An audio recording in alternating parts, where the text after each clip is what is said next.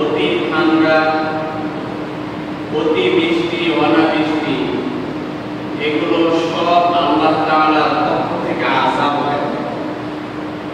অতি ঠান্ডা এটাও বান্দার জন্য কষ্ট, আল্লাহর পক্ষ থেকে একটা আযাব।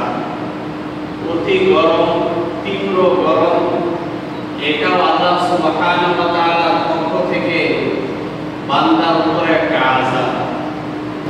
আলহামদুলিল্লাহ, আল্লাহ সুবহানাহু ওয়া তাআলার দরবারে লাখো কোটি শুকরিয়া জানাই যে মহান রব্বুল আলামিন এই তীব্র গরমের দিনে জুমার নামাজ আদায় করার জন্য অতি তাড়াতাড়ি মসজিদে আসার তৌফিক দান করেছেন।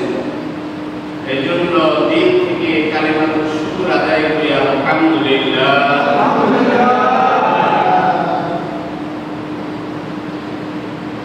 অতি গরম, অতি ঠান্ডা, অতি বৃষ্টি, অনাবৃষ্টি, এগুলো সব আল্লাহ তাআলার পক্ষ থেকে আযাব হয়। অতি ঠান্ডা এটাও বান্দার জন্য কষ্ট, আল্লাহর পক্ষ থেকে একটা আযাব।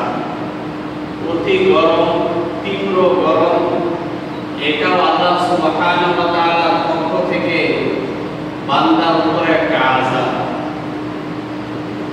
অতি বৃষ্টি, অনাবৃষ্টি, এগুলো আল্লাহ সুবহানাহু ওয়া তাআলার পক্ষ থেকে বান্দার উপরে একটা আযাব।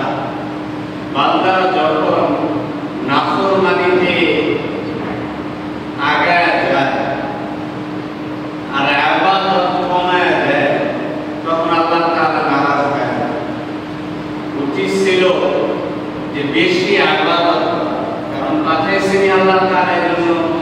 কিন্তু যখন বান্দা এটা ভুইলা আল্লাহ তাআলার ইবাদত না করে গুনাহে বেশি লিপ্ত হয়ে যায়, তখন আল্লাহ তাআলা অতি বৃষ্টি, অনাবৃষ্টি, তীব্র গরম, অতি ঠান্ডা দিয়া বান্দা